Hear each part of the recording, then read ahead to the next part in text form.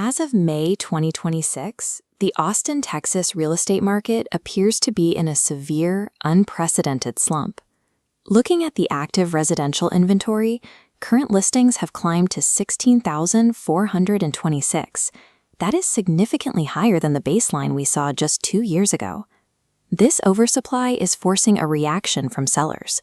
Across the entire MLS, 50.1% of all active listings have had to slash their asking prices. Consequently, the overall median sold price in the region has dropped 16.4% from its historical peak.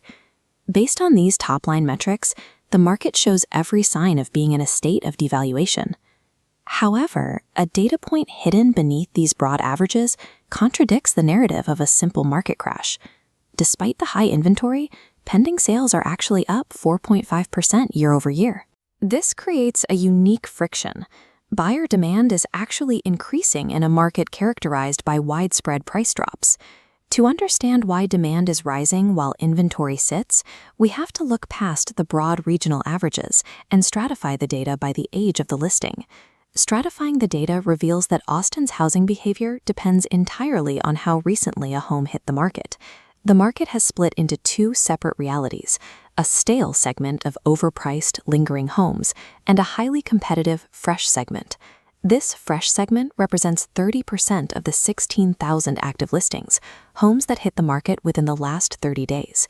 These specific properties are moving at high speed, going under contract in a median of just 6 days. Buyers are actively ignoring stale inventory that hasn't adjusted to current rates, but they are pouncing on properly priced new listings the moment they appear. We can measure exactly where this demand is concentrated using the activity index. The current metro-wide index is 24.2%, which indicates a market moving into equilibrium. However, this balance varies significantly by city. Round Rock is in an expansion phase at over 30%, while Burnett remains below 10%. Further evidence of this stabilization is the sellers per buyer ratio. Sitting at 2.9, it confirms the region has moved into a balanced market type. This data suggests that rather than a continuing crash, Austin is experiencing a localized normalization back to healthy, competitive baselines. If fresh listings are seeing hyperactivity within a balanced market, what does that indicate for the long-term cycle? The steady absorption of new inventory suggests the Austin market is beginning to find its floor.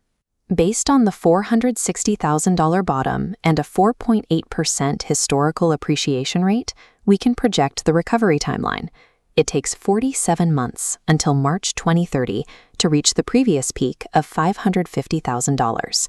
While the massive inventory overhang remains a challenge, the performance of fresh listings suggests the market has transitioned from a period of rapid devaluation into a long-term cycle of stabilization. For real estate professionals, this cycle requires a change in strategy. The current market results in immediate stagnation for mispriced homes, leading to the price cuts we see in half the active listings. Conversely, accuracy is rewarded instantly, with well-positioned inventory being swept up in under a week. Waiting for a deeper crash may be a statistical error, as the macro averages are being weighed down by stale properties that haven't yet met the market. Capturing demand in that 6-day window requires pricing for the current equilibrium.